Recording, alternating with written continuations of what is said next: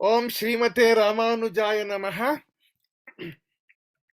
Shuklam Baradharam Vishnum Shashivarnam Chaturbhujam Prasannavadanam Dhyayet Sarva Vighnopashantaye Jnananandamayam Devam Nirmalasphatiकाकृतिम् Adharam Sarva Vidyanam Hayagrivamupaस्महे Saraswati Namastubhyam Varade Kamarupini Vidyarambham Karishyami Siddhir Bhavatu Me Sada.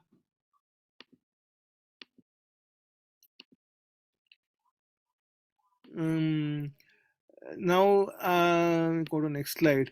Yat padambhoruhadhyana vidhvasta shesha kalmashaha vastutamupayato yamuneyam namamitam yo nityamachyuta padambuja yugma rukma vyamohatastaditarani tranaya mene अस्मद्गुरोर् भगवतोऽस्य दयैक सिन्धोः रामानुजस्य चरणौ शरणं प्रपद्ये. So welcome all of you to this session 6 on Geetaartha Sangraha. Last time when we have finished till now 4 shlokas of the Geetaartha Sangraha out of the 32 shlokas. So the first shloka was an overall overview, a summary of the entire Bhagavad Gita that we saw. Then we saw the summary shloka of the Prathama Shatka or the Purva Shatka, which is shloka number 2 of Geetaartha Sangraha. Then shloka number 3 of Geetaartha Sangraha was how to add participants. Shloka number 3 of Geetaartha Sangraha was about Dvitiya Shatka, which is chapters 7 to 12, and shloka number 4 of Geetaartha Sangraha was about Tritiya Shatka, chapters 13 to 18. Now we are going into the third part of Geetaartha Sangraha, where the next 18 verses of Geetaartha Sangraha will be one summary shloka of each chapter of the Bhagavad Gita. So shloka 5 is chapter 1 of the Bhagavad Gita, a summary of chapter 1. Shloka 6 is summary of chapter 2 of Bhagavad Gita, and like that we'll see. So we are entering the first hexad. Somebody had a question, yeah? First hexad of the Bhagavad Gita. So in that, the first chapter, Prathamo Adhyayaha, Arjuna Vishada Yogaha, the grief of Arjuna, which has 47 shlokas in this chapter. Now the shloka of the Geetaartha Sangraha, shloka number 5, which is summary of chapter 1, is like this. Asthana sneha karunya dharma dharma dhiya kulam partham prapannam uddishya shastra vataranam kritam. Asthana sneha karunya dharma dharma dhiya kulam partham prapannam uddishya shastra vataranam kritam. Once more. Asthana sneha karunya dharma dhiya kulam partham prapannam uddishya shastra vataranam kritam. Let us look at the meanings of the individual words and the overall meaning of this particular shloka. Asthana sneha karunya. Sneha means friendship or empathy, and karunya means compassion or kindness. Kindness and compassion and friendship are good qualities, but what happened to Arjuna was it became asthana. It became misplaced, which means friendship and compassion towards one who is not worthy of friendship or compassion. Friendship or compassion towards a dharmic person, a person who observes dharma, is allowed, is okay. But friendship or compassion towards a person who is not a dharmic person, it is asthana sneha karunya. That was the affliction which affected Arjuna. Asthana sneha karunya, misplaced, out of place friendship, empathy, and compassion. So point number one, that is point number one. Next, dharma dharma dhiya kulam. Dharma and adharma. Uh, Dhiya, dhi, dharma and dharma, dhi means the buddhi, the correct, the viveka buddhi, that is the discriminative knowledge about what is dharma and what is adharma. That is dharma, dharma, dhihi. That is the buddhi about viveka, discriminative knowledge of what is duty and what is not duty. That is dharma, dharma, dhi. Akulam. Akulam means he was confused, he was bewildered, he was perplexed. So Arjuna was perplexed about what is duty and what is not duty with respect to war. So that is dharma dharma dhiyakulam. Point number 2. Next, Partham Prapannam. Partha is Pritha's son. That is Kunti's son Partha. Partha is Pritha's son. Partha is also told as Prithvi's son. We are also Parthas in some sense, is what they say, because we are also children of this Mother Earth. Mother Earth is Prithvi. So Mother Earth's children are Prithas. So we are all Parthas. Pritha's son is Partha. So it is also addressing us. Partham Prapanna Muddishya.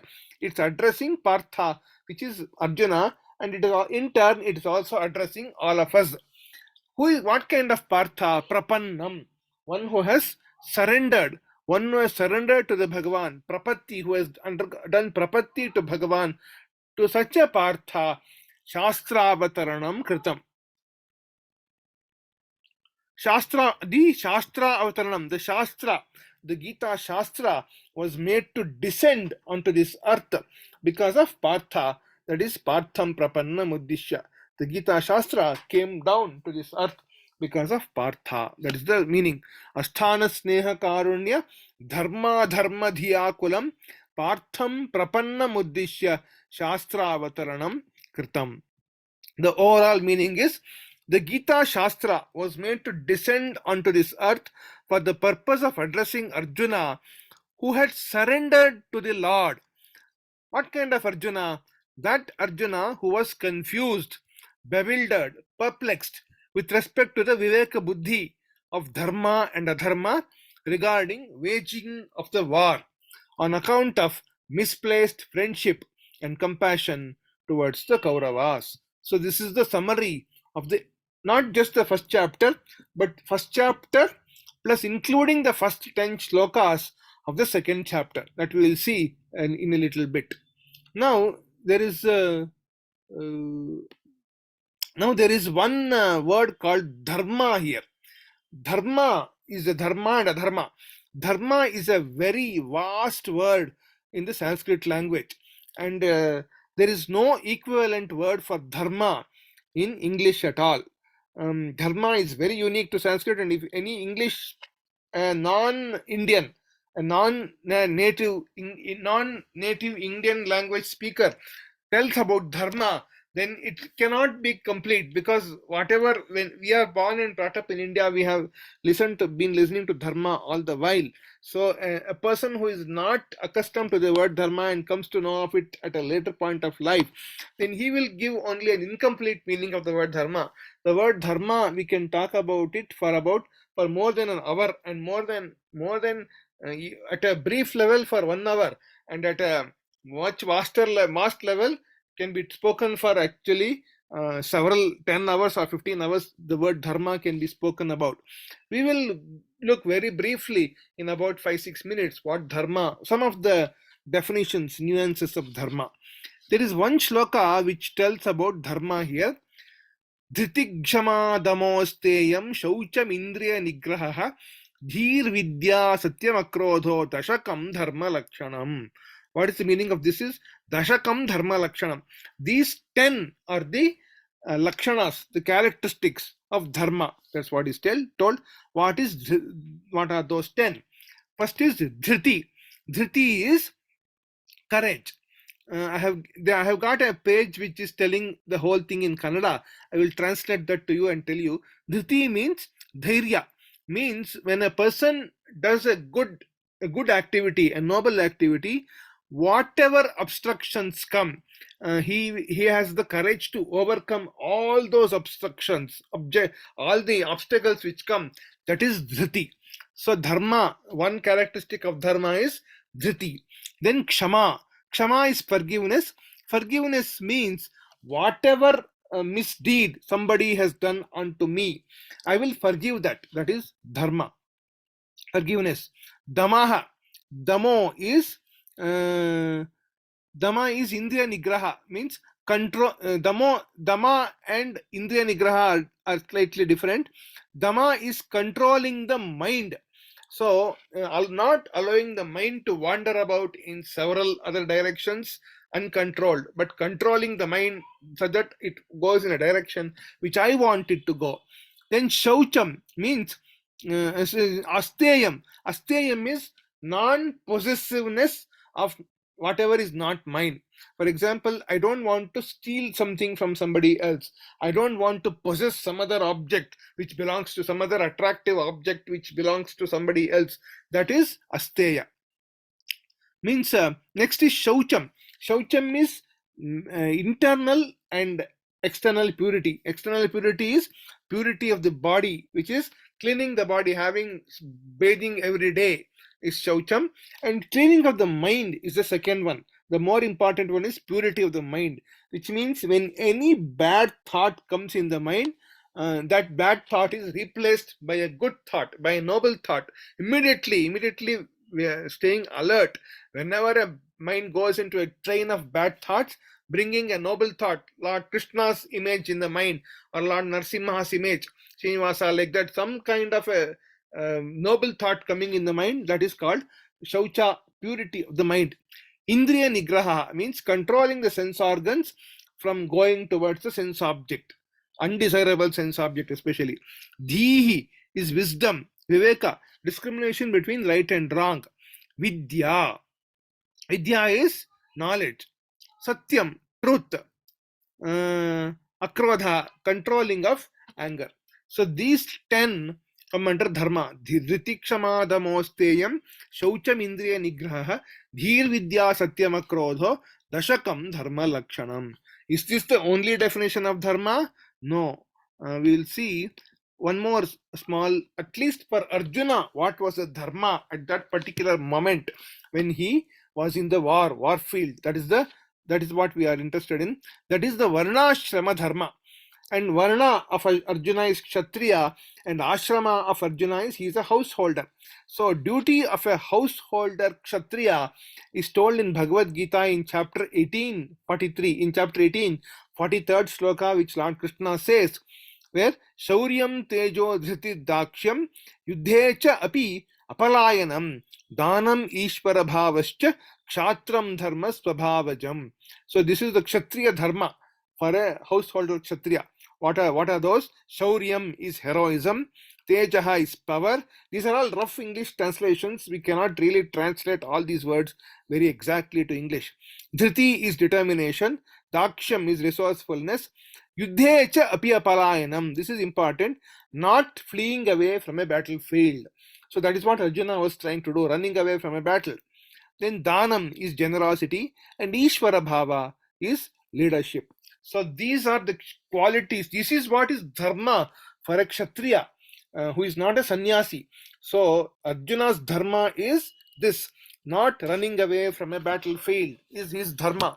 But he was about to run away from the battlefield. That is why he was confusing dharma and adharma. Dharma dharma dhiya kulam is what Swami Yamunacharya mentions in this particular shloka. Asthana sneha karunya dharma dharma dhiya kulam partham prapanna muddishya shastravatanam kritam. Now if you observe this, but hello? I have one quick question. Is it Mudishya or Muddishya? I was reading the Uddishya. Uddesha. Uddesha means purpose. Uddesha. Partham prapannam uddishya. Okay. This is how it comes. I will show you the bigger picture. It will uddishya, da for d, and dakara and vattu means emphasis on dakara. Dakara samyuktakshara, da plus da. It is pronounced. It is printed. It will be printed like this only in Sanskrit. Uddishya. Okay. Okay. Now one question. In this shloka, Swami Yamunacharya does not mention the chapter name, chapter number. For example, in all other chapters, for all the remaining 17 chapters, Swami Yamunacharya mentions in each chapter, for each chapter, Ditiye, Tritiye, Chaturthe, like that, he will mention chapter number in each shloka, which he is giving the summary of. But for chapter 1, whatever we are seeing now, he does not say Prathame. What is the reason for this? Is a question. This is because the Upodghata, or the introduction to the Bhagavad Gita, is spread over 2 chapters. Chapter 1, which is Arjuna Vishada Yoga, and also the first 10 verses of chapter 2, which is Sankhya Yoga. See, till the 11th verse of Sankhya, 10th chapter, when Krishna begins his Bhagavad Gita Upadesha instruction, Arjuna still continues telling, I don't want to be on this throne which is filled with blood of the relatives and all these things. He gives so much logic for running away from the war. So Arjuna Vishada, the grief of Arjuna, is spread over first chapter and also first 10 verses of second chapter. So 47 verses of the first chapter and 10 verses of second chapter makes it 57 verses, or 57 verses except 2 verses Krishna tells in the middle, tries to wake him up and tell in the middle, but Arjuna still continues Karpanya dosho avata svabhavaha and all those things in the second chapter. So till the Bhagavad Gita's Bhagavan's real Upadesha starts in verses 11, 12 and so on of the second chapter, it's still Arjuna Vishada, the grief of Arjuna. So till then it is called, it is spread over 2 chapters. That is why Swami Yamunacharya does not mention chapter name in this chapter, is what Sri Vedanta Deshikar mentions in his Geetaartha Sangraha Raksha. Now we will go through a brief overview of chapter 1. What are the things which it contains? Verse 1 is Dhritarashtra's question. Dharma kshetre, Kurukshetre, Samaveta, Yuyutsavaha. That question, whatever he asked Sanjaya, that is in the very first verse of chapter 1. Then verses 2 to 11 is Duryodhana's listing. He lists all the main warriors on both sides to Dronacharya. Sanjaya is telling Dhritarashtra that Duryodhana has come and approached Dronacharya and is listing all the warriors on both the sides, on the Pandavas side and on the Kauravas side. So that's what comes in verses 2 to 11. So Duryodhana's, and Bhagavad Ramanujacharya in his Gita Bhashya mentions that Duryodhana's grief is mentioned in these verses, because Duryodhana says, Ramanujacharya says, Duryodhanaha antarvishanno abhavat is what he mentions. And verse 10 is special because in the 10th verse of the first chapter, Duryodhana says, Aparyaptam tadasmakam balam bhishma abhirakshitam, paryaptam tvidametesham balam bhima abhirakshitam means our army, whatever is protected by Bhishma, is incapable of, is insufficient, is what Duryodhana says. And the army which is protected by Bhima of the Pandavas, even though it is lesser in number, it is capable, it is sufficient, is what Duryodhana mentions. Next, verses 12 to 19 is blowing of the conches on both sides. See, looking at the grief of Duryodhana, Bhishmacharya blows the conch, and then followed by Panchajanyam, Hrishikesho, Devadattam, Dhananjayaha, and like that. All the Pandavas, Pancha Pandavas blow their conches, and then so the conch sound, Tumulo Bhavati says, a huge tumultuous sound was raised in the battlefield because of blowing of all the conches, is what is told from 12 to 19. Then from 20 to 25 is Arjuna asking Bhagavan to position the chariot in between the 2 armies. And Krishna, I think perhaps Krishna had this in mind, that he wants to tell the Bhagavad Gita. So what Krishna does is, when he positions the chariot in between the 2 armies, He could have easily positioned the army chariot in front of Duryodhana or Dushasana or Karna or Jayadratha. But Krishna positions his chariot right in front of Bhishmacharya and Dronacharya. So at the moment the Arjuna sees the enemies, he sees predominantly Bhishma and Drona.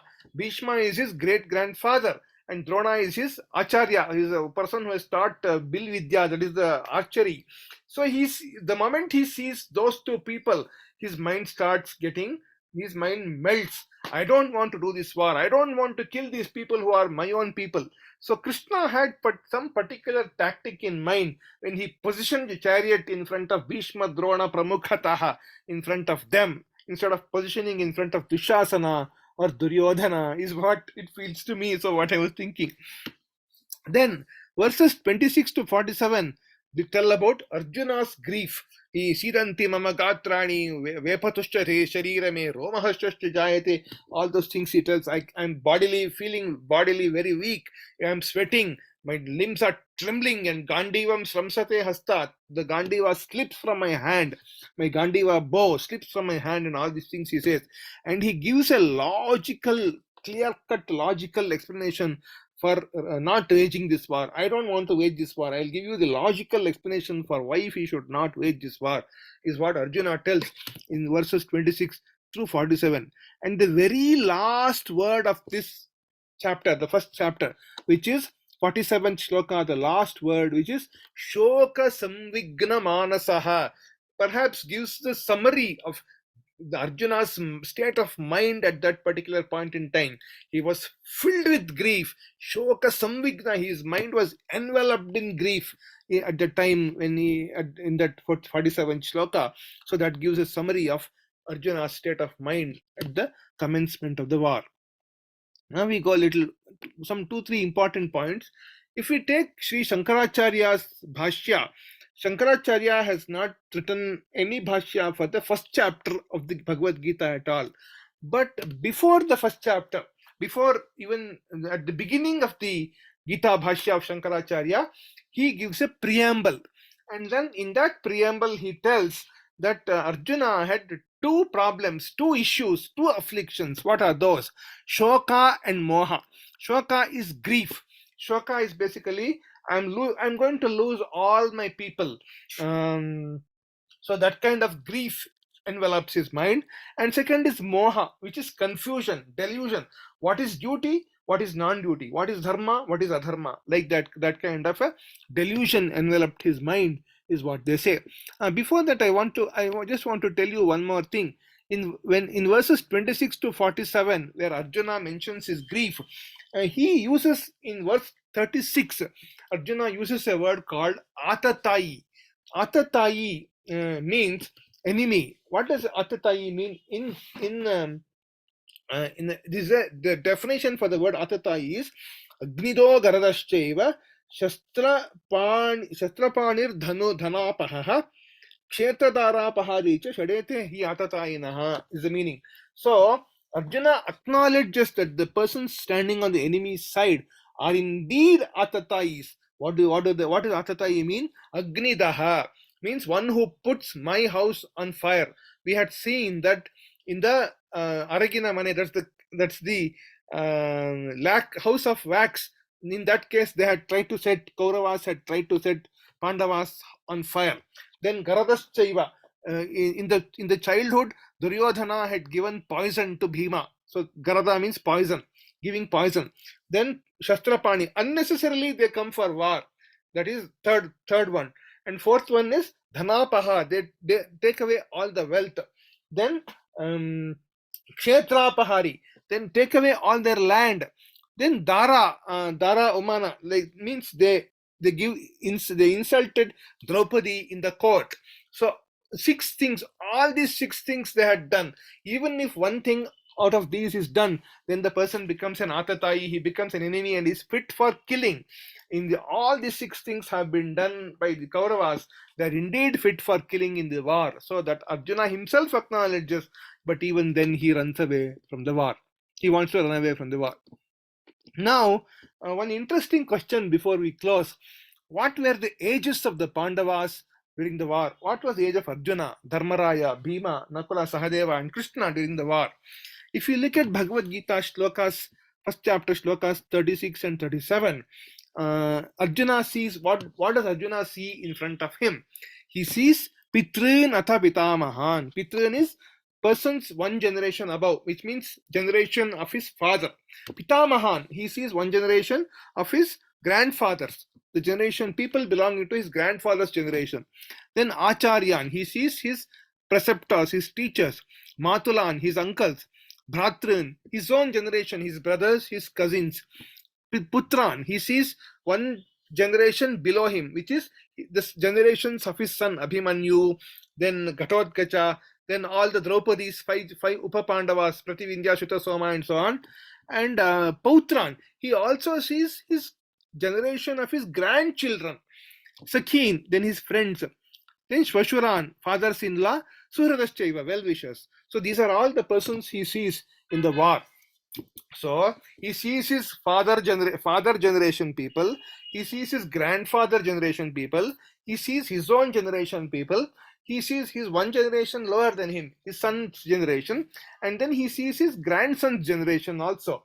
So if you take his grandson's generation, they should be at least 20 years of age when they came for war, because they should have the training for war and they should be prepared for such a big war. They should be at least 18, 20 years of age. So if a person is having 18 or 20-year-old grandson, then that person himself should be around 70 to 75 years of age.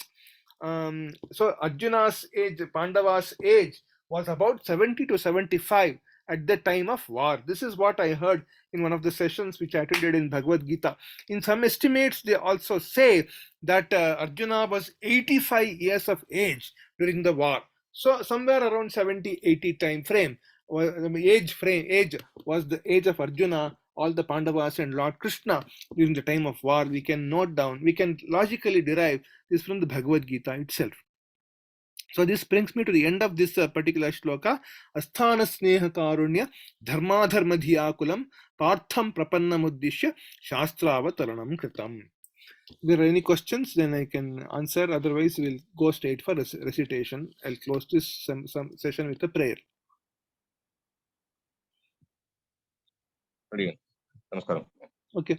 Vasudeva sutam devam kamsa chanura mardanam devaki paramanandam krishnam vande jagadguram sarvam shri krishnarpanamastu lokas samastas sukhino bhavantu samasta sanmangalani bhavantu Srimate Ramanujaya Namaha.